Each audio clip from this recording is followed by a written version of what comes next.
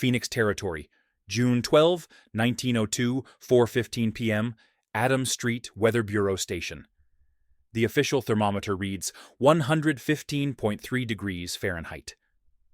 2 miles north, inspectors record 68 degrees at floor level inside August Heinrich's adobe house. No ice, no mechanical fans. City engineers had warned any vertical shaft dug below the Gila gravels would flood within a week. Heinrich built 4 stone-lined shafts, each 18 feet deep by 30 inches diameter, tied by a limestone gallery discharging beneath the eaves. Measurements show air velocity 4.2 feet per second, interior relative humidity approximately 32%, radiant temperature approximately 69 degrees, sustained for 9 hours.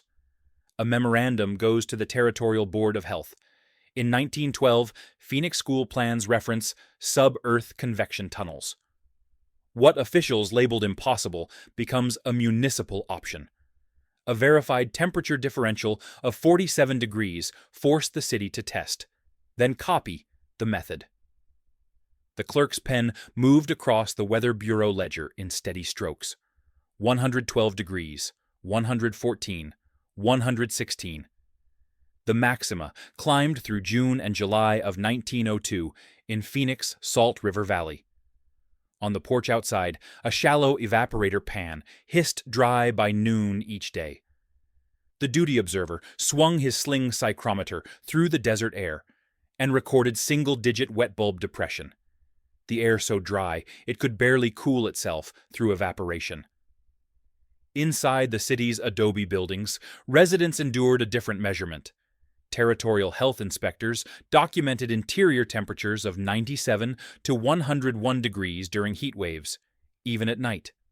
The standard cooling methods, evaporative pans on verandas, shaded overhangs, night cross drafts when the wind cooperated, provided minimal relief. Adobe walls slowed the heat gain during daylight hours, but could not shed the accumulated thermal load without air exchange. When night winds stalled, the heat simply sat. Phoenix in 1902 was a territorial settlement of approximately 5,500 residents. The city sat in the Salt River Valley at an elevation of 1,117 feet above sea level.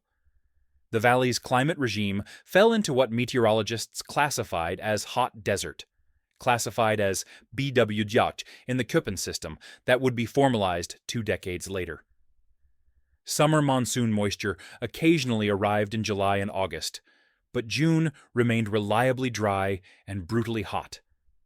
The Weather Bureau's climate summary for Phoenix showed a mean annual dry bulb temperature of approximately 69 degrees. The measurement represented an average across all seasons, winter lows in the 40s, summer highs regularly exceeding 110.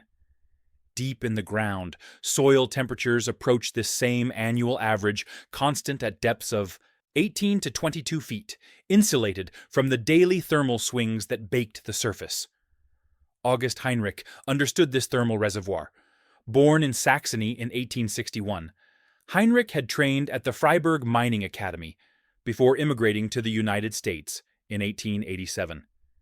He worked in Colorado silver mines for 6 years, then in Nevada copper operations for another 5.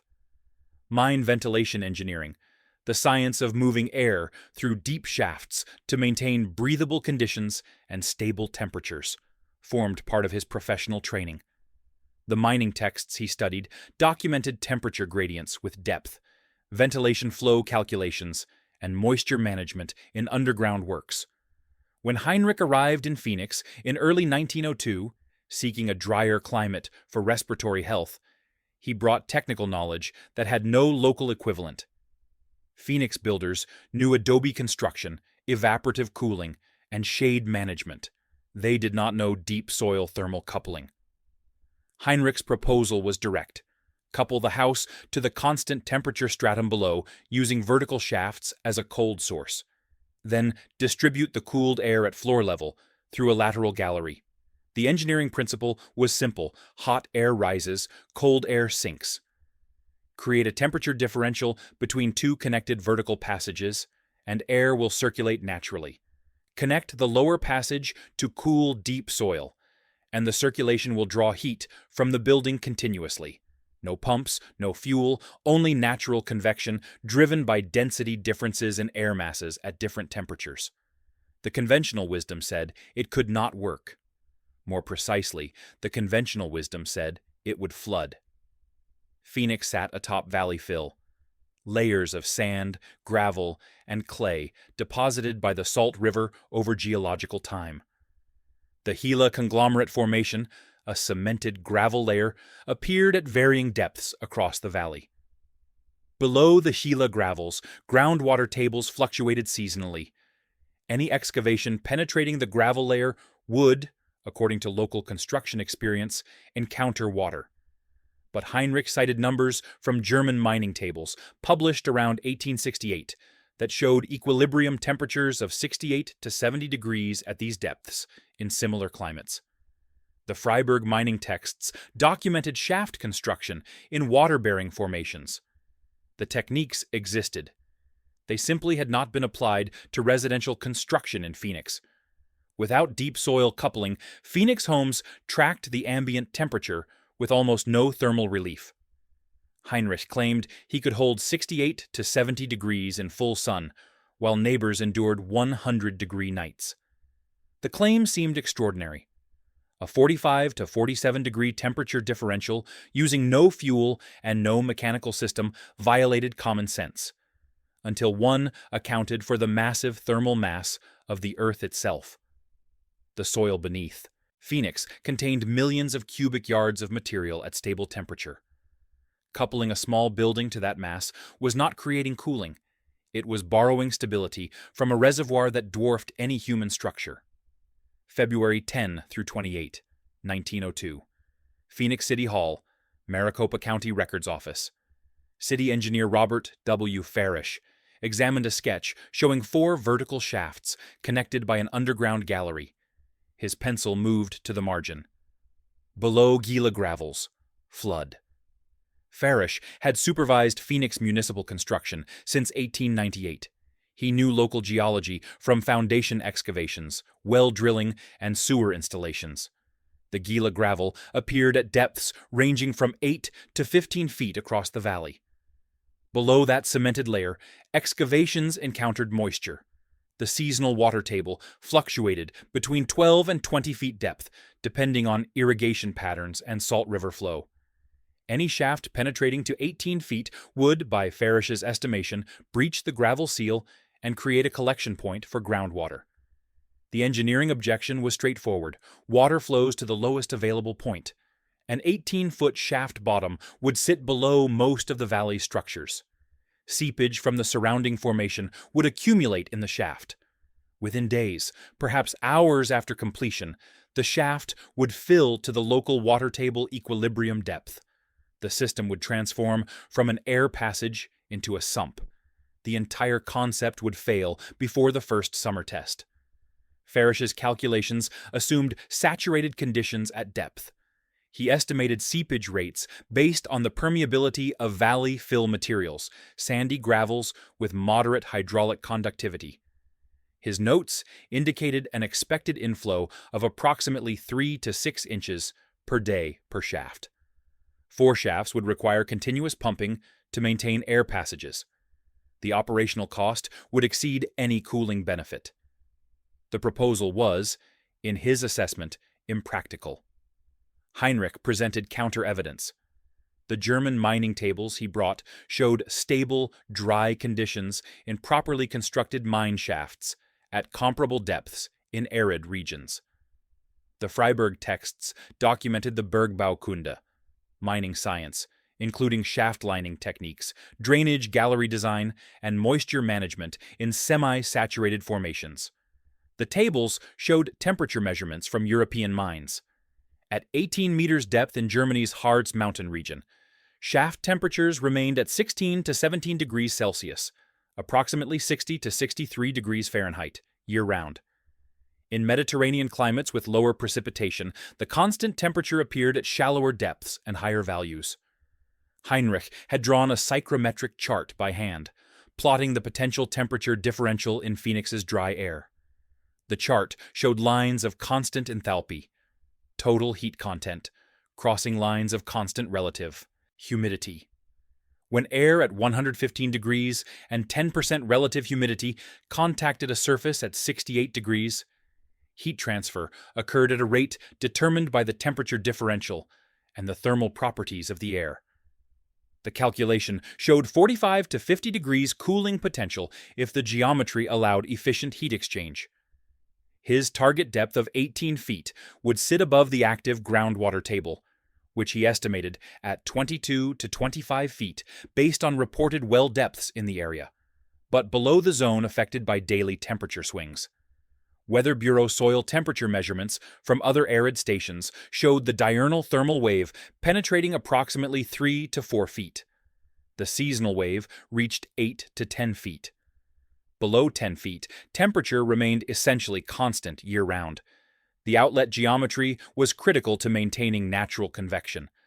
Heinrich specified a Venturi effect, a constriction that accelerates flow, with a 15-degree rise angle to sustain draft. The physics were identical to chimney design. Hot air exiting a chimney creates negative pressure that draws more air from below. In Heinrich's system, cool air exiting at floor level would be replaced by warm room air descending through the shafts, which would then be cooled by contact with the shaft walls. He predicted face velocity of 3 to 5 feet per second once the temperature differential established stable flow. For moisture control, Heinrich detailed weep drainage channels, ceramic tile pipes with open joints that would collect any seepage and conduct it to a dry, well-located downslope from the house. The weep channels would run along the base of each shaft, connecting to a main collector that discharged away from the structure.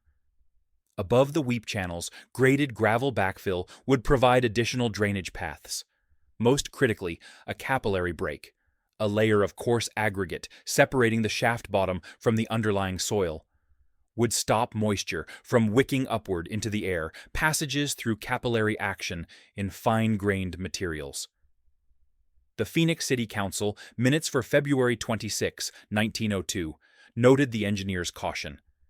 The meeting notes referenced the Bergbaukunde tables that Heinrich presented. Several council members questioned whether European mining experience translated to Phoenix residential construction. The council took no position on the proposal, but noted that any construction would require standard building permits and inspections. Heinrich's hand-drawn psychrometric chart remained in the file, showing the thermodynamic potential if execution matched theory. The technical objection was clear. Correct depth plus adequate drainage might minimize flood risk. But if the outlet geometry collapsed the convection, the temperature differential would stall. No flow meant no cooling. The shafts would become expensive, useless holes connecting the house to groundwater. Farish made his assessment official. Paper math drew a line at 18 feet. The critics said water would cross it first. March 1st through May 14, 1902. North Phoenix Homestead Parcel. Heinrich Residence Site. A surveyor's tripod stood over a chalked circle on the ground. A hand auger waited beside stacked lime barrels. The construction tally book lay open on a work table, showing daily progress entries. The parcel occupied a half-acre on the city's northern margin, where homestead plots transitioned to open desert. The lot sloped gently southward, approximately 2 feet of fall across the parcel length, providing natural drainage away from the building site.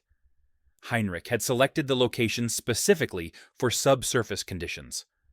A test boring dug in late February showed sandy gravel to 12 feet, then the Gila conglomerate layer, cemented but not impermeable, continuing to 16 feet.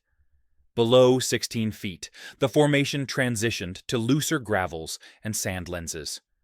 No standing water appeared in the test after 72 hours, while neighbors excavated shallow root cellars, 8 to 10 feet deep, adequate for food storage but useless for thermal coupling.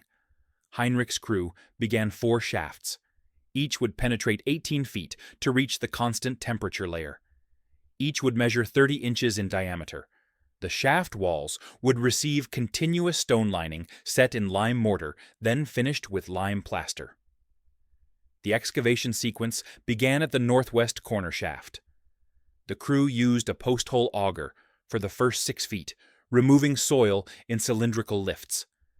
The auger cut through sandy gravel easily, bringing up material in the spiral flutes. At 6 feet, the crew switched to picks and shovels, working the shaft diameter wider to accommodate the mason who would install the stone lining. A wooden windlass and bucket system removed the excavated material. At 12 feet deep, the auger struck the Gila conglomerate. The cemented gravel resisted hand tools. The crew used steel wedges and a heavy maul to fracture the conglomerate, working carefully to avoid collapse of the shaft walls above. The work proceeded slowly, approximately 18 inches of depth per day through the conglomerate layer. At 15 feet, the formation loosened. Below 16 feet, the excavation advanced more quickly through the gravelly sand formation. The material quantities accumulated in the tally book.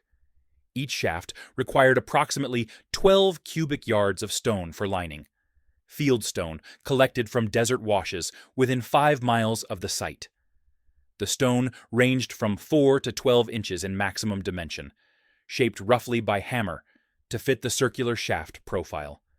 The mason set each stone in lime mortar, 2 parts sand to 1 part quicklime slaked with water, building the lining from the shaft bottom upward. The lime came from kilns near Tempe, where limestone deposits provided local supply. The tally book documented deliveries, approximately 2,800 pounds of quicklime total for the 4 shafts, delivered in wooden barrels marked with the supplier's name and lime batch number. The sand came from the excavation itself, washed and graded on site to remove clay and organic matter that would weaken the mortar. The labor log showed crew composition and hours. A crew of 4 men, 2 excavators, 1 hoist operator, 1 mason, worked the shafts sequentially. The northwest shaft required 14 working days from excavation start to lining completion. The northeast shaft, benefiting from established procedures, took 12 days. The 2 southern shafts each took 13 days. Total labor, approximately 212 man-hours for shaft excavation, lining, and plastering, not including the horizontal gallery connection work. At the base of each shaft, the mason left openings for the gallery connections. The gallery would run 3 feet below the finished floor level, connecting all 4 shafts in a continuous loop before rising to discharge vents beneath the eaves. The gallery itself required excavation of a trench approximately 18 inches wide and 30 inches high, running along the foundation perimeter inside the building footprint. The gallery walls received stone lining and lime plaster identical to the vertical shafts. The lime plaster served multiple functions. It created a smooth, sanitary surface that reduced dust generation from the stone and mortar. It inhibited microbial growth in the cool, slightly humid shaft environment. The lime's alkaline chemistry suppressed bacteria and fungi. Most importantly, the continuous lining prevented travel, the collapse of loose soil into the air passages that would restrict flow or create maintenance problems. The gallery dimensions allowed low-resistance flow paths for the cool air to mix before distribution into the living space. The cross-sectional area of the gallery, approximately 3 square feet, matched the combined area of the 4 shaft connections. This area matching prevented velocity changes that would create turbulence and pressure losses. The gallery included 4 floor grills, each measuring 12 by 18 inches, that would deliver the cooled air into the rooms above. At the top of each shaft, Heinrich installed outlet vents beneath the building eaves. The vents measured initially 14 by 20 inches, fitted with wooden louvers angled to prevent rain entry, while allowing free air discharge. The vent height, approximately 9 feet above floor level, created the vertical distance needed for thermal stratification to drive convection. Construction delivery slips documented the stone and lime shipments, each logged with docket numbers in the county records. The precision of the installation mattered. Gaps in the lining would allow soil intrusion. Inadequate plaster would create rough surfaces that disrupted airflow and harbored moisture. Poor gallery alignment would create dead zones where cool air pooled instead of circulated. Heinrich inspected each shaft section as the mason completed it, checking plumb with a weighted string and checking lining integrity by candlelight examination.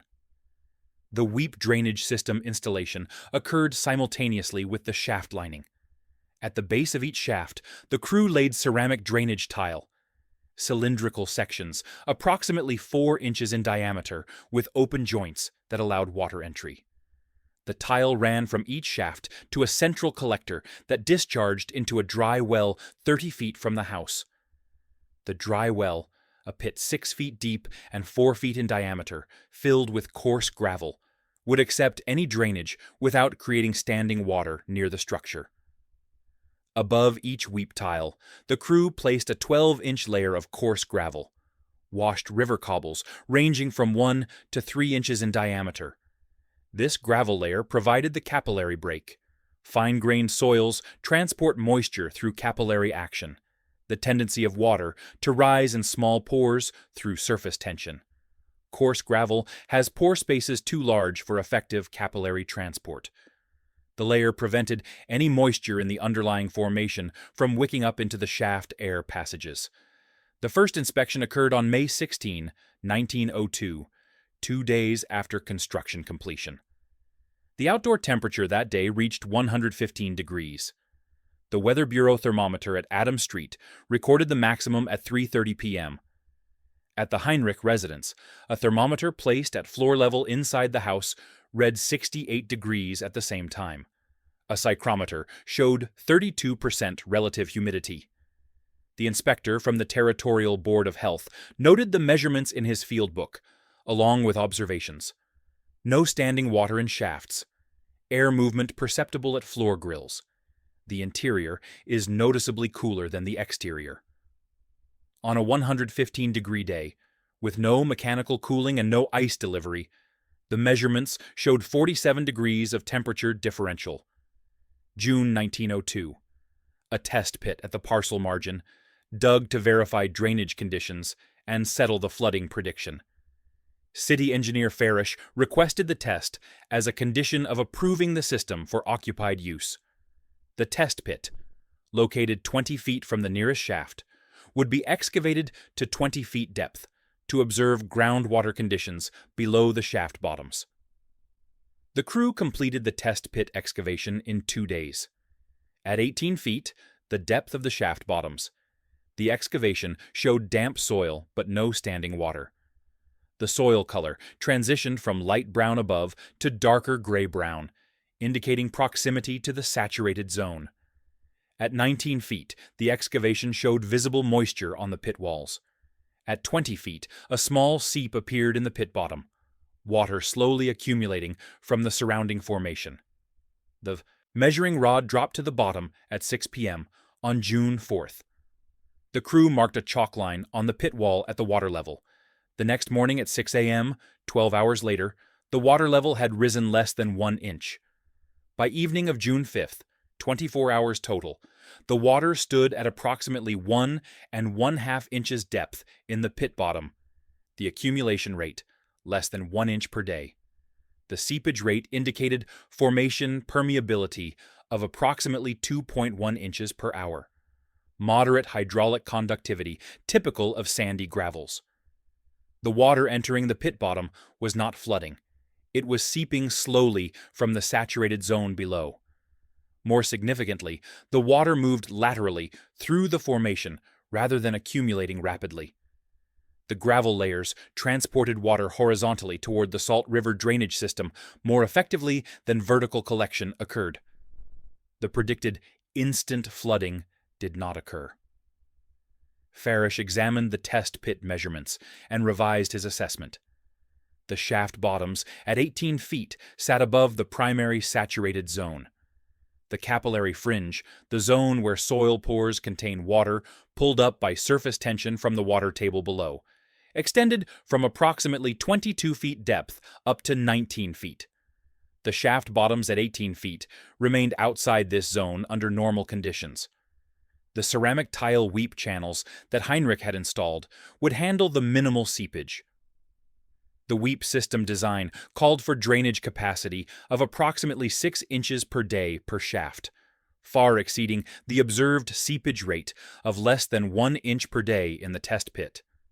The graded gravel backfill created additional drainage paths. The system design included a safety factor of at least 6-to-1 in drainage capacity. The capillary break, the coarse gravel layer at each shaft base, performed the critical function. Even if the water table rose during exceptionally wet periods, bringing the saturated zone closer to shaft bottoms, the coarse aggregate layer would prevent wicking. Water cannot travel upward through large void spaces against gravity without continuous liquid connection. The coarse gravel created a barrier to capillary rise. The system maintained shaft bottoms above the saturated zone while ventilating the crawl space, the gallery area, to purge any vapor. The gallery connected to outside air through the shaft passages, creating continuous air exchange. Any moisture that did enter the system would evaporate into the moving airstream and exit at the upper vents. The design prevented water accumulation through multiple mechanisms working in parallel. A Board of Health inspector visited 72 hours after the test pit was opened. His note, later filed with the Territorial Health Department memoranda, recorded, "Test excavation to 20 feet shows moisture at bottom, but no rapid accumulation. Water level is stable at less than 2 inches after 3 days. Shaft. Drainage system appears adequate. No standing water observed at shaft bottoms. Interior temperature measurements confirm the cooling effect. No evidence of moisture entry into habitable space. Approved for continued occupancy." The prediction of sumps and failure met the reality of measured drainage performance. The difference between Farish's calculation and observed conditions came down to assumptions about formation behavior. Farish had assumed rapid accumulation because shallow pits elsewhere in Phoenix showed standing water. But those pits typically penetrated the Gila conglomerate fully and extended into the less permeable clay lenses below. Heinrich's shafts stopped at 18 feet, remaining in the moderately permeable gravel formation that drained laterally. The gravel formation beneath Phoenix behaved as Heinrich had calculated from mining experience. Permeability allowed lateral drainage faster than vertical seepage could accumulate. The weep channels provided positive drainage paths that prevented even slow accumulation from becoming problematic. The capillary break eliminated the wicking mechanism that could introduce moisture into the shaft air passages through fine-grained materials. Water management at 18-foot depth in the Phoenix gravel formations proved feasible through drainage engineering. The conventional assumption that any deep excavation would flood had not accounted for lateral permeability, formation variation with depth, or deliberate drainage design. The difference between prediction and observation illustrated the difference between assumption and measurement. The predicted sump behaved as a filter drain. The test pit remained open for 2 weeks as additional verification. The water level never exceeded 3 inches deep.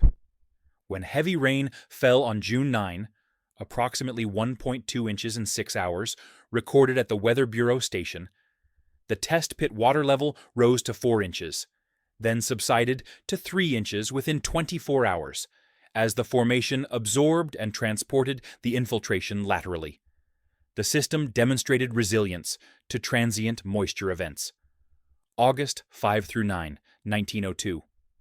Phoenix territorial officials conducted a formal test series at Heinrich's residence.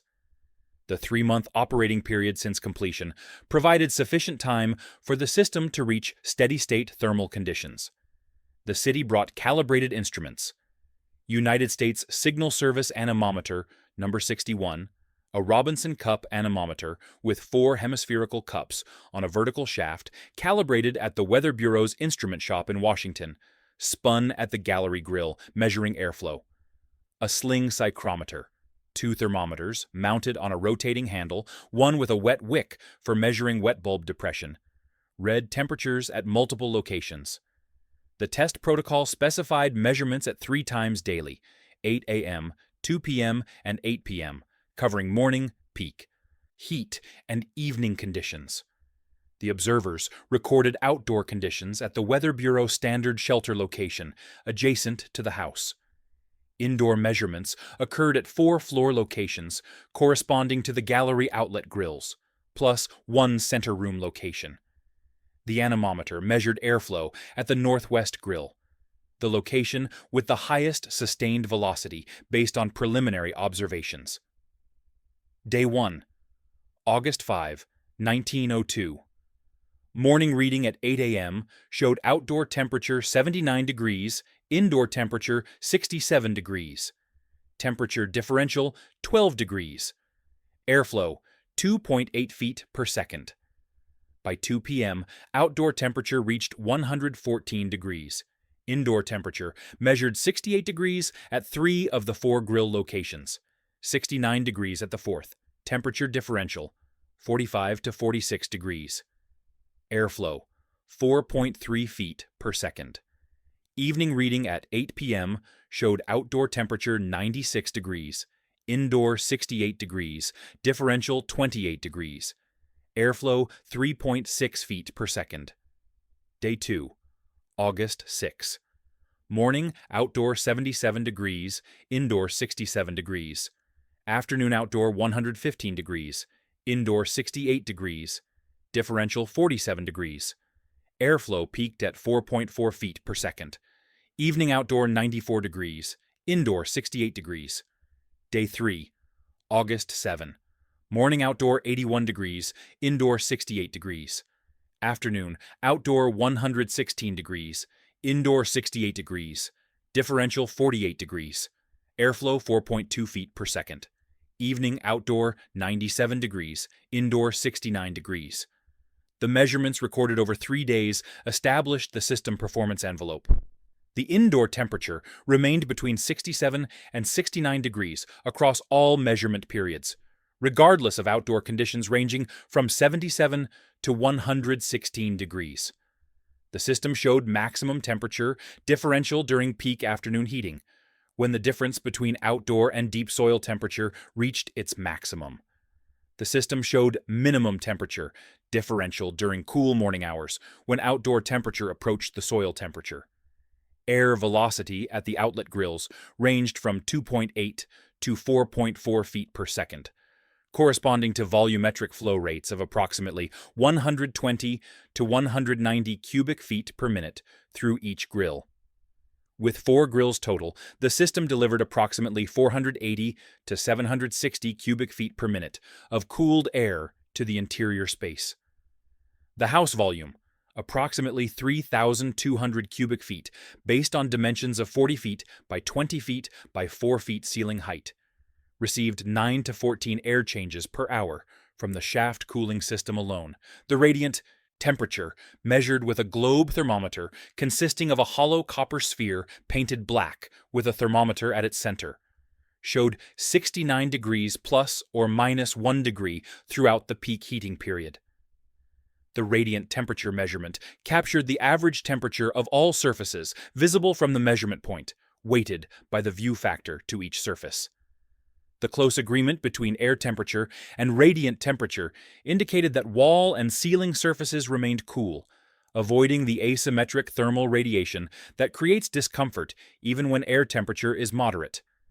The interior relative humidity measured approximately 32% during peak heating, slightly higher than the outdoor relative humidity of approximately 8 to 10%, but still well within comfortable ranges.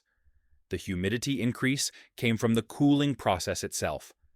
As outdoor air at 115 degrees and 10% relative humidity cooled to 68 degrees, the relative humidity increased, even though the absolute moisture content remained constant. The psychrometric process followed a constant moisture line. The air contained the same number of water molecules per cubic foot, but cooler air cannot hold as much moisture at saturation, so the relative humidity increased. The observers calculated the effective coefficient of performance against ice delivery from Los Angeles by rail. Ice delivery to Phoenix required rail transport of approximately 150 miles from ice manufacturing plants in Los Angeles, consuming fuel and involving significant ice melt during transport. Ice in Phoenix cost approximately $3 per 100 pounds delivered. To maintain interior temperature of 68 degrees in the Heinrich house would require approximately 8 to 10 pounds of ice per hour during peak cooling demand, roughly 80 to 100 pounds daily. At $3 per 100 pounds, ice cooling would cost approximately $2.40 to $3 per day, or approximately $72 to $90 per month. The shaft system operated with zero daily cost after the construction investment. The construction cost, materials plus labor, totaled approximately $180, $80 for lime and stone, $60 for excavation labor, $40 for mason work. The system would pay back its construction cost in 2 to 3 summer seasons compared to ice delivery. But the comparison understated the advantage because ice delivery was not reliable. Rail delays, ice plant capacity, and delivery logistics made continuous cooling impractical for most Phoenix residents. The shaft system showed an effective ratio of approximately 12 to 1, 12 units of cooling effect, for 1 unit of embodied energy in construction labor, when compared against the thermodynamic coefficient of performance of ice melting. The measurement considered that ice at 32 degrees melting to water at 32 degrees absorbs 144 BTU per pound through latent heat of fusion, while cooling air from 115 degrees to 68 degrees represents approximately 11 BTU per pound of air. The ratio calculation was approximate, but indicated order of magnitude advantage. More significantly, no fuel consumption during operation. No mechanical systems requiring maintenance, no dependence on external supply chains, only the passive exchange between deep soil and interior air through properly designed convection passages. The 3-day log sheet documented each measurement with timestamps, instrument identification numbers, and observer signatures. Weather Bureau observer Martin Davis signed each outdoor measurement. Territorial Health Inspector William Crane signed each indoor measurement. City Engineer Robert Farish co-signed the final report. The documentation provided legal verification for municipal records. The depth of the shafts, 18 feet, to the constant temperature layer, created the cold reservoir.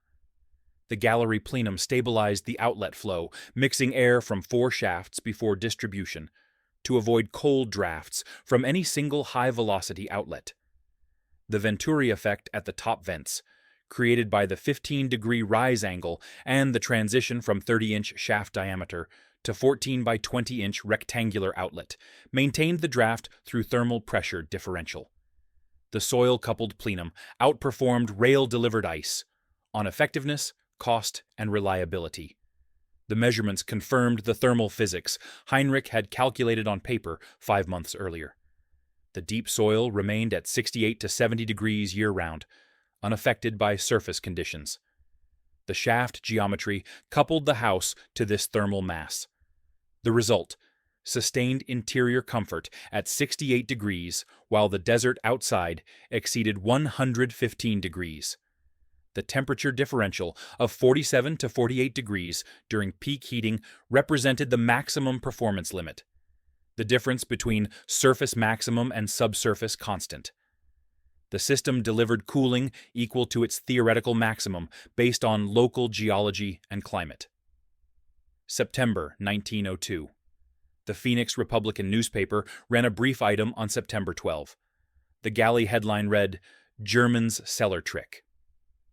The article adopted a skeptical tone, questioning whether shaft cooling could work reliably across varying conditions. The piece noted the peculiar excavations at Heinrich's North Phoenix property and suggested the temperature claims were exaggerated or limited to specific weather conditions. The article quoted an unnamed prominent local builder who stated, "Adobe does the cooling, not holes in the ground. Any thick-walled building stays cool if you keep the sun off it. These shaft contraptions are expensive foolishness. The builder noted that Heinrich's house cost approximately 50% more to construct than comparable adobe houses without the shaft system.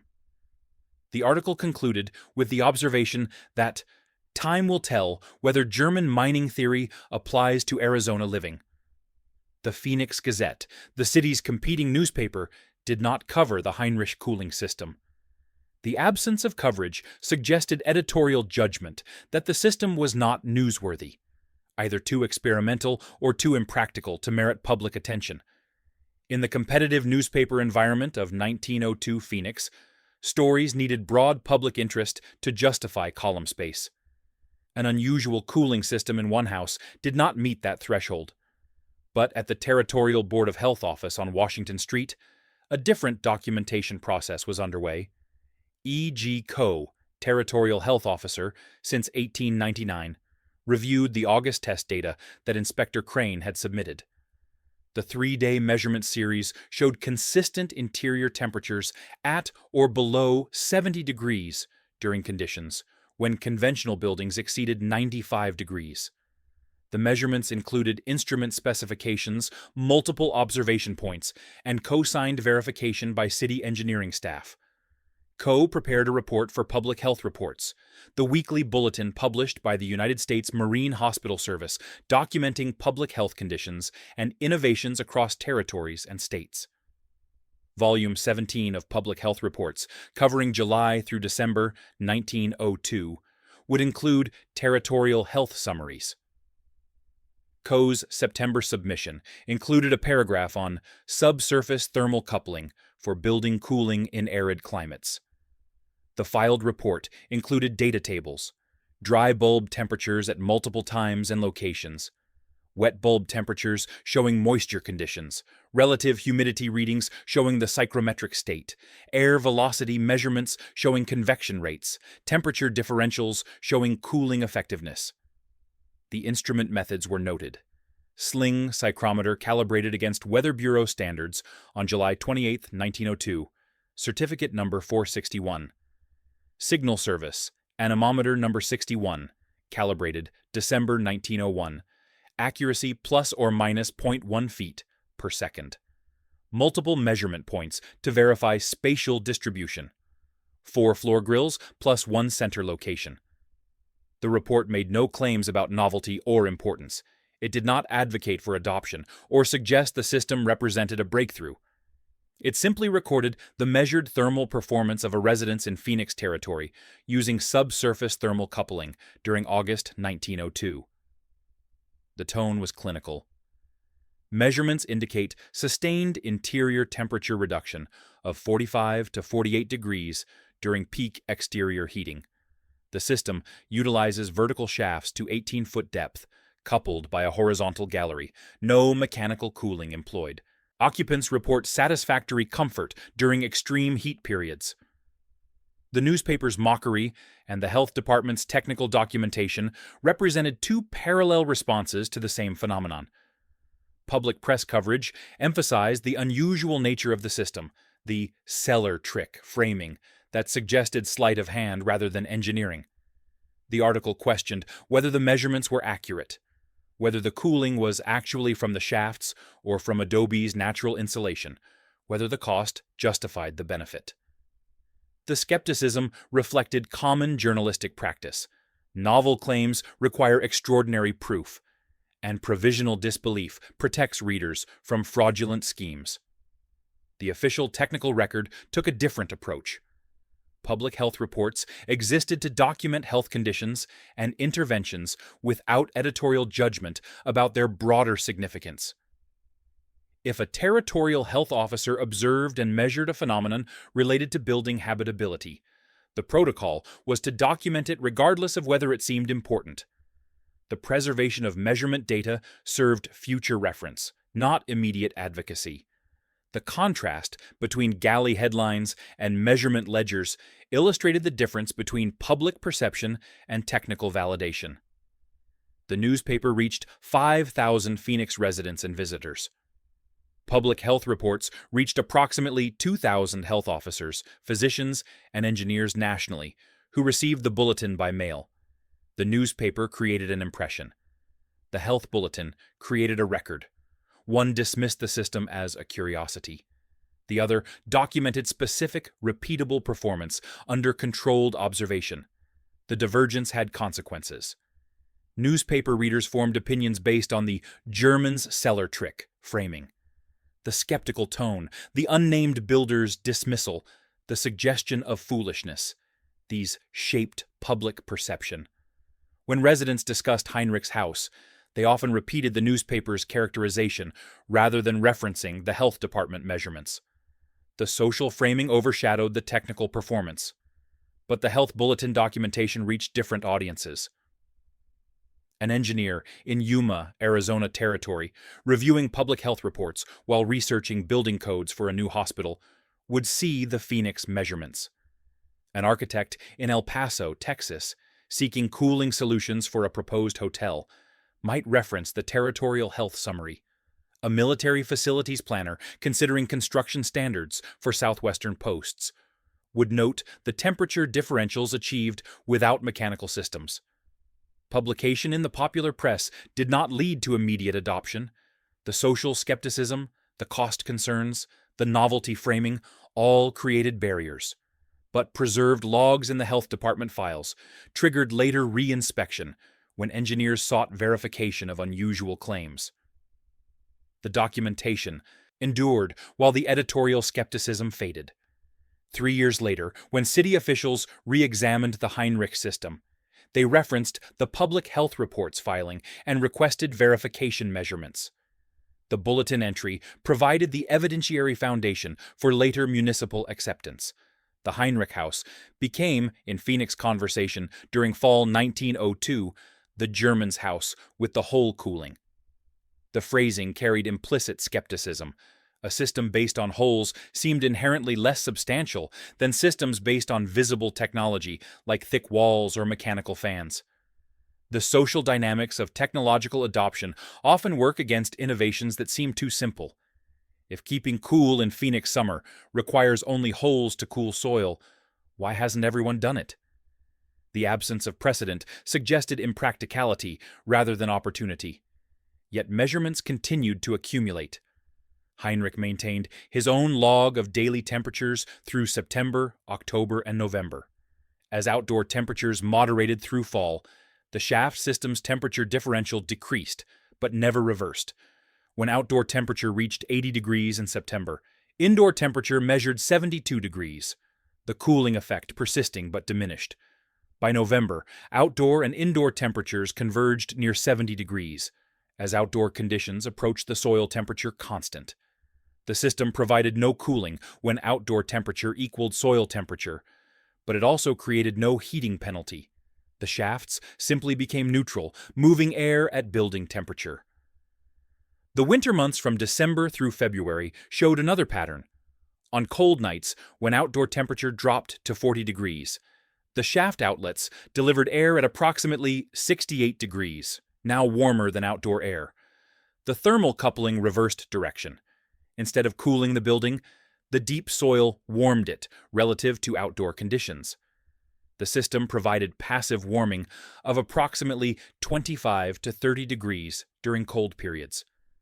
Heinrich noted this in his log, but did not publicize it. The focus remained on summer cooling, because that represented the primary habitability challenge in Phoenix. Headlines mocked, ledgers endured.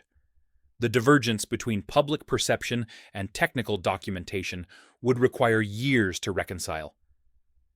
But the measurement foundation was established. Numbers in authorized files, countersigned by officials, documented in national health bulletins, these created permanence that newspaper articles could not match. April through July 1904. The Territorial Normal School, later Arizona State University, constructed a test shaft in their campus yard at Tempe, 8 miles east of Phoenix. The school's manual training program, which taught practical skills, including carpentry, masonry, and mechanical work, wanted to verify Heinrich's claims as an educational exercise. The faculty, advisor, instructor James McClintock, had read the public health report summary and thought the shaft system would make an excellent student project demonstrating thermodynamics principles. The student crew consisted of 6 young men enrolled in the manual training certificate program. They designed the test installation as a simplified version of Heinrich's system, 1 shaft instead of 4, direct wall venting instead of a gallery distribution system. The goal was to test the fundamental principle, deep soil thermal coupling, without the complexity of Heinrich's full installation. They began excavation in mid-April, using the post-hole auger technique that Heinrich had employed. The Tempe soil profile differed slightly from Phoenix, Sandier, with the Gila conglomerate appearing at 10 feet instead of 12. The students reached 15 feet depth by early May, 3 feet shallower than Heinrich's 18-foot specification. At 15 feet, they encountered damp soil and decided to stop excavation to avoid potential water problems. The shaft measured 30 inches diameter, matching Heinrich's dimension. The students lined the shaft with stone set in lime mortar, following the documented construction method. They plastered the interior with lime wash. At the shaft bottom, they installed a ceramic tile weep drain, connecting to a gravel-filled sump 5 feet from the shaft. At the top, they created a direct vent opening into the wall of the manual training building's workshop, a large room approximately 30 by 40 feet with 12-foot ceilings. The outlet measured 12 by 18 inches, smaller than Heinrich's 14 by 20-inch vents. The outlet discharged at floor level directly into the workshop, without any lateral distribution gallery. The installation was complete by mid-May. Total cost, approximately $45 in materials and student labor valued at training hour rates. Testing began in early June. The students installed a thermometer at the shaft outlet and another at the opposite end of the workshop to measure room conditions. They recorded readings 3 times daily. Initial results seemed promising. Outlet temperature of 72 to 75 degrees, when room temperature reached 90 degrees. But by late June, as outdoor temperatures exceeded 110 degrees regularly, the system's limitations became apparent. The outlet temperature climbed to 78 to 80 degrees during peak heating. Room temperature exceeded 95 degrees in the afternoon. The airflow, which had been perceptible in early June, became intermittent by July. Some afternoons, the students could detect no air movement at the outlet. On other occasions, holding a candle near the outlet showed smoke being drawn inward rather than exhausting, flow reversal. The campus notes filed with the school's facilities records stated, temperature not as claimed, airflow intermittent. Cooling effect less than E expected. The system requires modification or abandonment. Instructor McClintock concluded that either the Heinrich measurements were exaggerated or the technique was not practical. The student test shaft remained in place, but was disconnected from the workshop by boarding over the wall opening. The attempt to replicate Heinrich's results failed because the replication was incomplete in 3 critical ways. First, the 15-foot depth did not reach the constant temperature stratum that began at 17 to 18 feet in the region.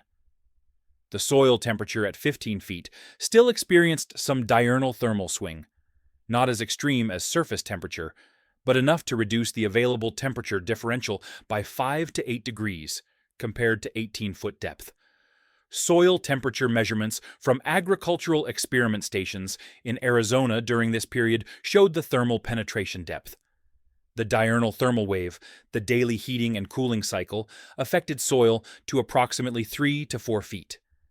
The seasonal thermal wave, the annual temperature variation, reached 8 to 10 feet. Below 10 feet, temperature became increasingly stable, but the asymptotic approach to true constant temperature occurred between 15 and 20 feet. At 15 feet, soil temperature in summer reached 72 to 75 degrees, warmer than the 68 to 70 degrees at 18 feet. Second, the elimination of the gallery removed the cross-mixing and planum function that stabilized Heinrich's system. Heinrich's 4 shafts connected to a common gallery before discharging through 4 separate grills.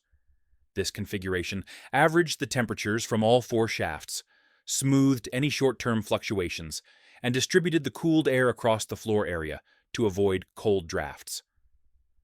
The direct vent approach used at the normal school delivered all shaft output at one location, creating a cold spot near the outlet while leaving distant areas uncooled. Third, and most critically, the outlet geometry was inadequate for sustained convection. The 12 by 18-inch outlet provided 216 square inches of free area, approximately 40% less than Heinrich's 14 by 20-inch openings at 380 square inches each. More importantly, the outlet had no venturi effect and no rise angle. The passage from the 30-inch diameter shaft, 707 square inches cross-section, to the 12 by 18-inch outlet represented an abrupt contraction without a gradual transition. The sudden area change created turbulence and pressure losses that resisted flow. Without a 15-degree rise angle in the upper throat, the outlet provided no enhancement to the thermal draft.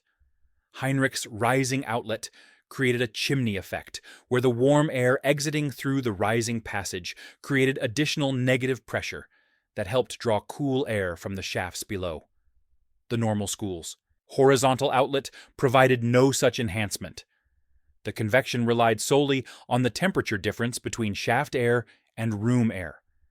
When exterior air heated the upper portions of the shaft during afternoon peak temperatures, the thermal stratification reduced the convection driving force. The soil at 15 feet could not provide enough temperature differential to overcome the warming of the upper shaft section. The Reynolds number regime, the ratio of inertial forces to viscous forces in the airflow, dropped below the threshold for sustained turbulent convection. The flow transitioned to laminar, then stalled completely. The flow reversal that students observed on some afternoons occurred when solar heating of the workshop wall near the outlet created local hotspots. The hot wall surface warmed the outlet air above the shaft air temperature. The density difference reversed. Instead of cool air flowing out, hot room air flowed down into the shaft, where it cooled against the shaft walls and then had nowhere to go. The system created a convection loop in the wrong direction. The normal school experiment demonstrated that geometry, not depth alone, drove system performance. Reaching cool soil was necessary but not sufficient. Coupling that cool reservoir to the living space required proper flow passages. The outlet design controlled whether convection remained stable throughout the diurnal cycle. Leave the gallery, reduce the outlet area, eliminate the venturi rise, and lose the reliable cooling effect. The failed replication paradoxically validated Heinrich's design precision. If shaft cooling were robust to design variations, the normal school's simplified version would have worked adequately. The fact that small changes in depth, outlet geometry, and distribution method caused large performance degradation demonstrated that Heinrich's specifications were optimized, not arbitrary. The system worked at the edge of a performance envelope defined by local geology, climate, and thermodynamic constraints. Operating at that edge required precision in execution. The normal school's experience also illustrated a common pattern in technological adoption. Incomplete replications fail, then critics attribute the failure to the original invention rather than to the incomplete replication. McClintock concluded that the technique was not practical, when a more accurate conclusion was, our simplified version was not practical.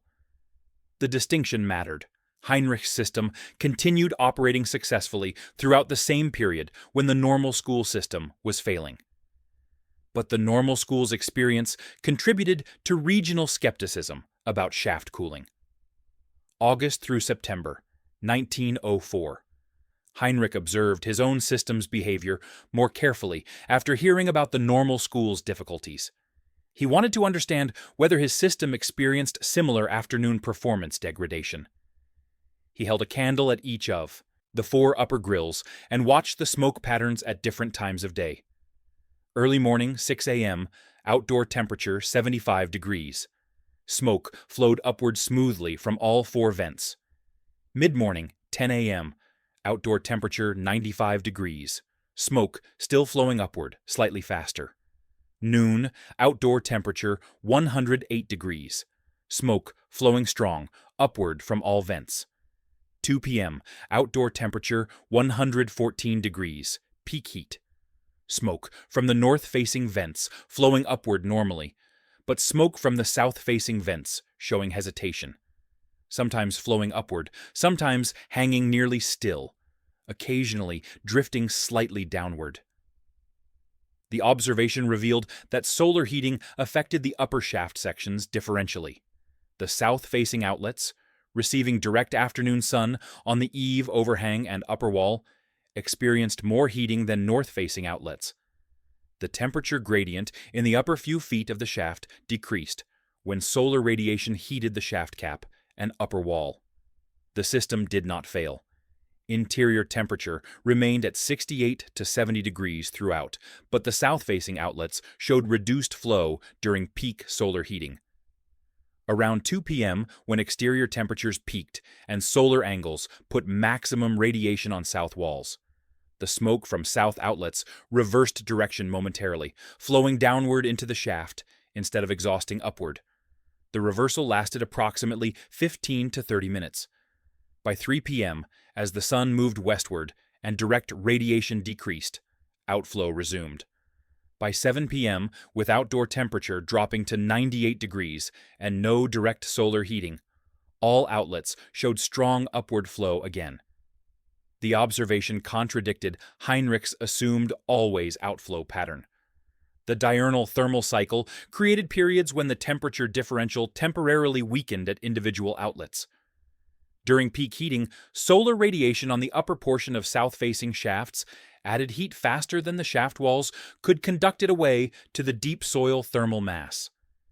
The upper section temperature rose above the interior air temperature. The density difference reversed locally. Hot outdoor air convected down into the affected shaft, but the system's multi-shaft design with gallery connection provided redundancy. While 1 or 2 outlets experienced temporary reversal, the others continued flowing. The gallery mixed the flows, maintaining cooling distribution even when individual shafts stalled. This explained why Heinrich's interior temperature remained stable even during the periods when some outlets showed reduced performance. The system included built-in fault tolerance through parallel flow paths. Heinrich decided to modify the outlet geometry to eliminate the temporary reversals. The modification would make the system more robust and potentially increase peak cooling capacity. He removed the existing 14 by 20-inch louver boxes and fabricated new outlet assemblies, measuring 18 by 24 inches, approximately 60% larger opening area. More importantly, he modified the throat geometry where the shaft transitioned to the outlet. Previously, the transition was relatively abrupt. The 30-inch diameter shaft reduced to the rectangular outlet over a vertical distance of about 12 inches. Heinrich rebuilt the transition to create a gradual convergence over 36 inches of vertical rise, with the center line of the passage rising at approximately 15 degrees from horizontal. The geometry mimicked a chimney throat, the section of a fireplace chimney, where the passage narrows and turns upward to create draft. The convergent section was stone-lined like the shaft below, maintaining smooth interior surfaces. The rising angle meant the outlet discharged upward at 15 degrees rather than horizontally. This change increased the stack effect, the tendency of hot air to rise in a vertical passage. Even when the temperature difference between shaft air and room air decreased during peak heating, the vertical rise component provided additional convective driving force. He also added insulation above the upper shaft sections. He built small shade structures over each outlet, basically wooden roofs on short posts, creating a 6-inch air gap above the outlet louvers. The shade roofs blocked direct solar radiation from striking the outlet assembly and upper shaft walls. The air gap allowed heat that did reach the roof to convect away, before conducting into the shaft structure. The modification reduced solar heat gain at the critical upper section where flow reversal had occurred. The construction changes took 3 weeks to complete, working on one outlet at a time to maintain partial system function. The modified outlets were operational by late September 1904. Heinrich monitored the candle smoke test through October and November, as outdoor temperatures moderated but still provided adequate differential for testing. After modification, the smoke patterns showed no reversals. Even during October days, when outdoor temperature reached 105 degrees and afternoon sun struck south walls directly, smoke from all outlets flowed upward consistently. The flow velocity appeared higher than pre-modification. Heinrich estimated approximately 25% increase based on candle smoke deflection angle, though he had no anemometer for precise measurement. Interior temperature measurements confirmed the improvement. Pre-modification, peak afternoon temperature reached 69 to 70 degrees during extreme heat days. Post-modification, peak afternoon temperature remained at 68 degrees more consistently. The modification did not lower the interior temperature substantially. The deep soil temperature set the lower limit, but it stabilized the temperature by eliminating the temporary performance dips that occurred when outlets stalled. The temperature differential during peak heat increased from 45 degrees pre-modification to 46 to 47 degrees post-modification. A modest improvement, but achieved by eliminating the weakest link in the system. The larger outlet area reduced flow resistance. The rising throat enhances convection through stack effect. The shade structures prevented solar gains from degrading performance. Heinrich documented the modifications in margin notes on his original construction drawings. Increase cap, keep flow when sun high, rise angle, force even when small dt, shade, no reverse. The notes were telegraphic but clear. The physical modifications addressed the specific mechanisms that caused temporary flow reversals. The lesson extended beyond the specific modifications. The observational process, using smoke to visualize airflow, monitoring at different times of day, noting which outlets experienced problems and when, demonstrated empirical engineering. Heinrich had not predicted the afternoon flow reversals in his original design. He discovered them through observation, diagnosed the cause through systematic testing, and implemented corrections based on physical principles. The modifications also explained why the normal school system had failed. Their horizontal outlet without rise angle, their smaller outlet area, their lack of shade protection, all these factors that Heinrich corrected were present in the student installation. The normal school system operated without the geometric enhancements that Heinrich added after discovering their necessity through observation. The convection tuned by geometry, confirmed by candle smoke instruments, improved by systematic modification. The process illustrated how frontier engineering often worked. Implement based on theory, observe actual performance, diagnose failures, modify to correct, verify improvement. The cycle of test and refinement created robust systems from initial concepts that were directionally correct but not optimal.